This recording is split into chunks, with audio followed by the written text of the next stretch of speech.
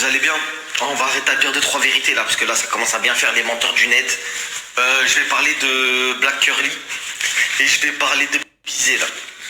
Bizet, ce pseudo-écrivain qui a toujours rêvé d'être booker, qui a toujours rêvé de côtoyer des gens de télé-réalité et il a fini par y arriver.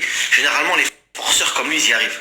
Ce qui s'est passé, pour ceux qui ne savent pas, c'est un mec qui a copié le livre de Magali Berda, qui a fait la même pochette pour se foutre de sa gueule et dénoncer des choses. Grand bien lui fasse. Il est venu pour prendre de la sephore chez moi.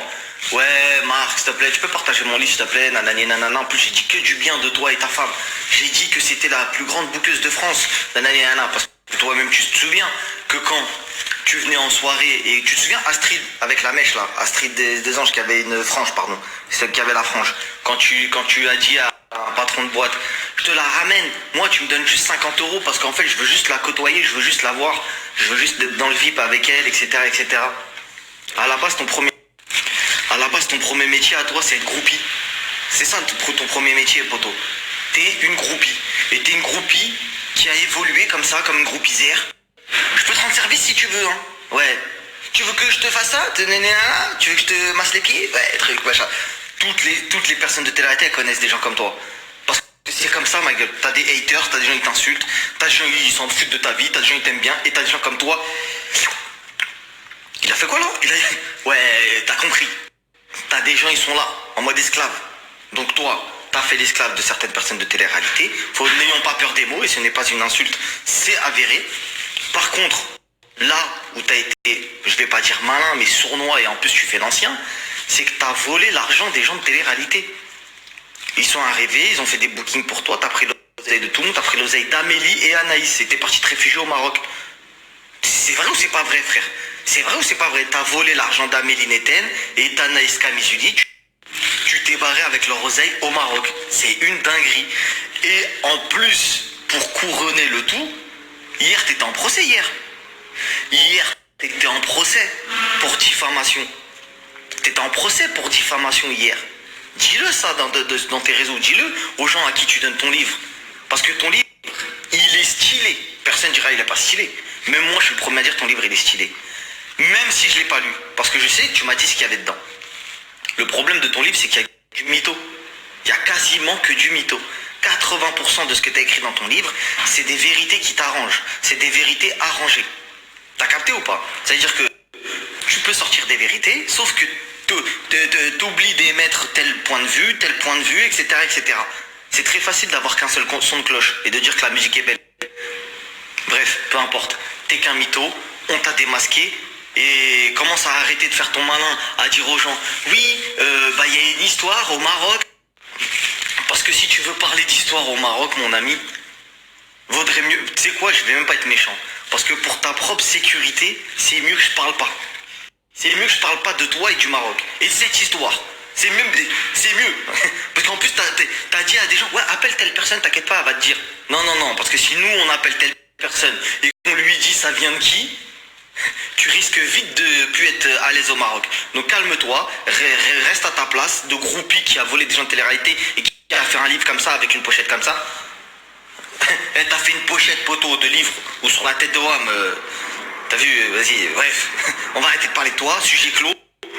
Évite de la réouvrir parce que nous aussi on va te terminer, ok? Ensuite, deuxième croustille, Black Curly. Black Curly, la meuf à qui j'ai donné de la force dès le début, qui est venue me voir en mode ouais, mais toi de toutes les façons, tu donnes de la force qu'aux Arabes, tu t'aimes pas les Noirs. Je t'ai dit ouais, allô, parce qu'en fait je suis non, parce qu'en fait je suis un Renoir en fait, c'est pour ça. Tu vois, moi je suis un métis quoi. Donc tu serais pas un peu gogol dans ce que tu dis?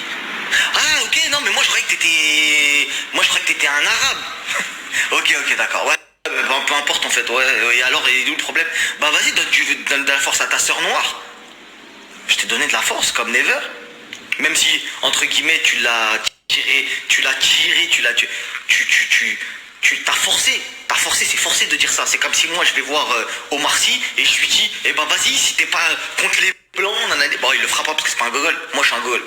Je dis, ah ouais, elle me traite de raciste. C'est quoi l'histoire? Ah ouais, bon ben, vas-y, je vais te donner de la force si elle croit que. Tu vois ce que je veux dire?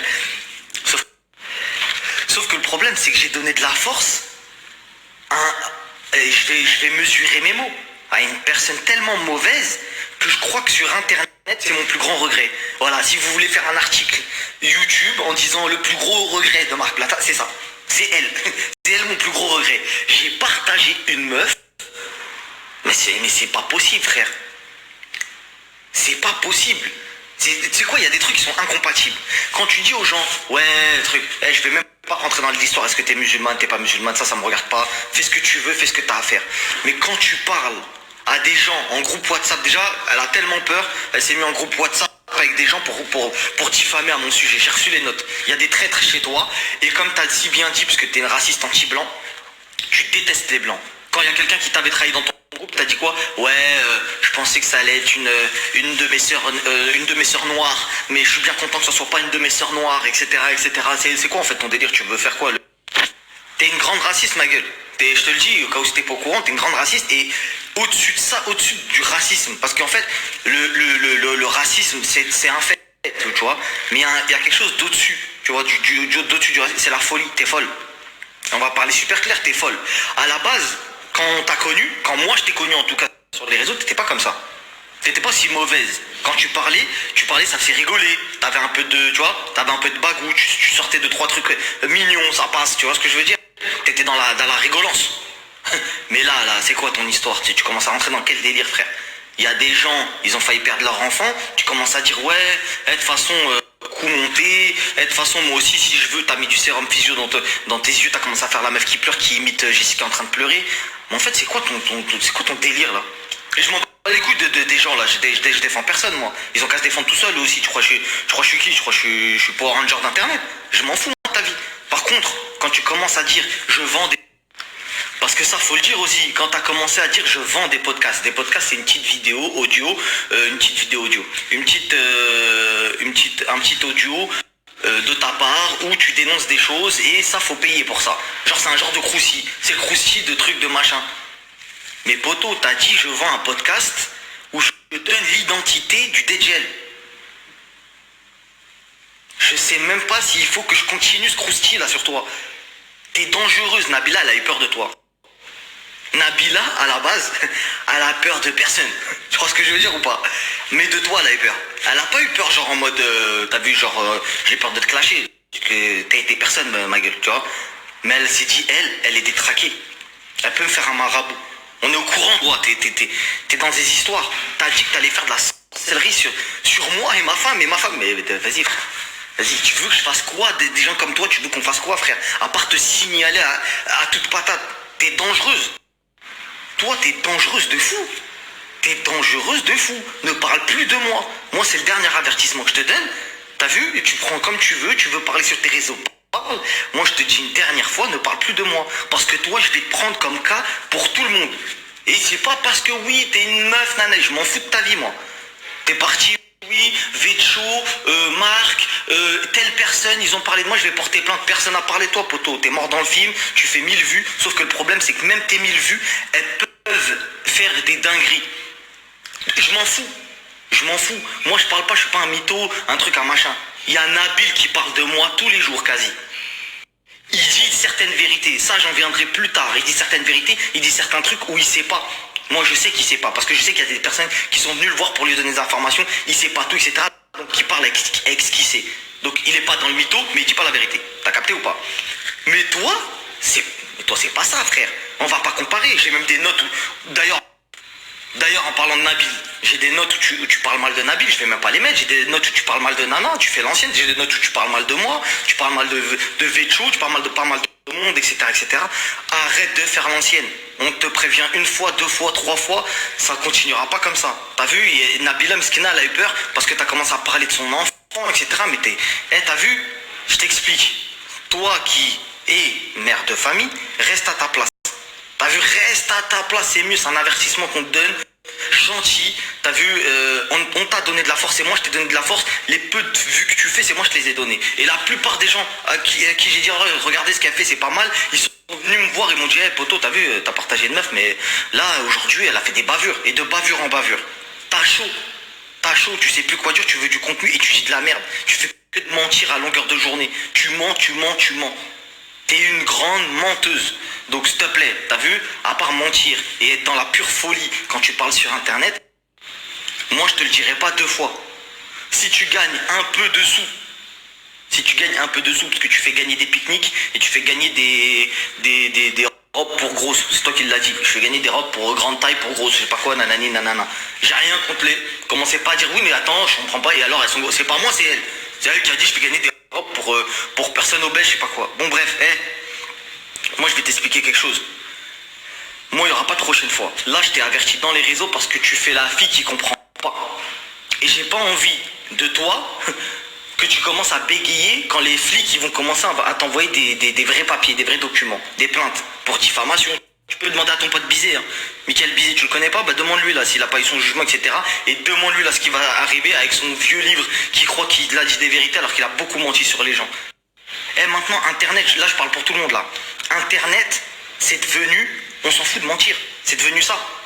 C'est devenu ça, on s'en fout de mentir. On vient à la tête de tout le monde et ça ment. Que ça ment maintenant, ça y est, c'est fini. C'est dire la vérité, tout ça, preuve, tout ça. Ouais, on peut donner des preuves. T'as capté. Vite fait, chelou. Je te prends un audio de 2007 qui dit ah ouais, mais de toute façon, lui, nanani, nanana, et je te dis, Théma, t'as vu l'histoire d'hier? Bah frérot, bah regarde l'audio. Vas-y, regarde l'audio, tu vas voir. Bah ouais mon pote, Internet c'est devenu à celui qui fera le plus de vues, le plus de buzz. Vous avez compris ça? Vous avez compris? Vous vouliez savoir pourquoi j'ai arrêté? Pourquoi j'ai arrêté de dénoncer certaines choses? Il y en a qui continuent à le faire, tant mieux pour eux, grand bien leur face. S'ils arrivent à le faire longtemps, tant mieux pour eux. Moi je l'ai fait pendant 6 mois. Je l'ai fait pendant 6 mois et j'ai essuyé tellement de dingueries sur Internet que t'as vu, je me remets en question moi-même. Moi-même je me remets en question. Parce que c'est bien de faire des vues. Ouais, je suis là... 300 000 vues, ah je monte de ouf, mon snap il a sauté 4 fois, non, non, tu vois ce que je veux dire, en mode l'ennemi numéro 1. Mais derrière ça, il y a quoi?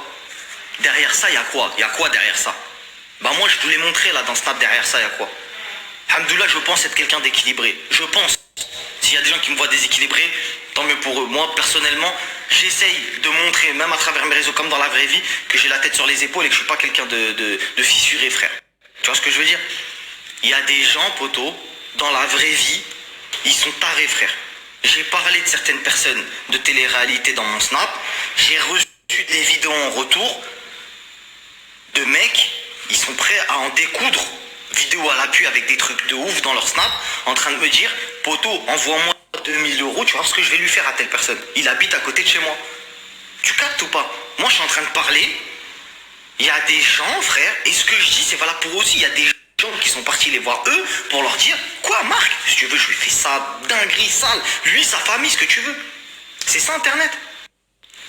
Internet, c'est une dinguerie. Si vous l'avez pas encore compris, sachez-le. Internet, tu peux te perdre dans Internet. Je parle de ceux qui ont encore un peu de cœur et encore un peu de conscience. Pas des gens qui disent je vends des podcasts pour redire c'est qui le Djel. Là c'est vraiment que t'es tombé dans le fond du fond, que t'as plus rien à bicrave et que t'es prêt à vendre ton âme sur Internet pour faire 3000 euros. Vas-y bref, ça je parle des gens où il leur reste un peu de conscience. Quand tu commences à dénoncer des choses, sache qu'il y a des gens très bien intelligents qui te suivent et qui comprennent ce que tu dis, et qui comprennent ce que tu dis, et en comprenant, t'as vu, ils vont quand même au taf, ils en parlent avec leurs collègues à la machine à café, et ça l'aime. T'as vu, il n'y a pas d'autre histoire. Mais il y a des gens, ma gueule, où quand tu vas dire, t'as vu, telle personne, il a partagé tel parti politique, il y a une histoire d'islamophobie, nanana. T'as des fous, ils vont venir, ils vont dire, ah bon, ok. Vas-y, tu sais quoi, de toute façon, nous on va faire ça, on va attraper telle personne, on va faire ça. Jusqu'à les enfants de certaines personnes, ils ont été menacés et ils ont été mis sous escorte, ils ont été mis, tu sais, sous protection judiciaire, tout ça, je sais pas quoi. Bon bref, tu connais.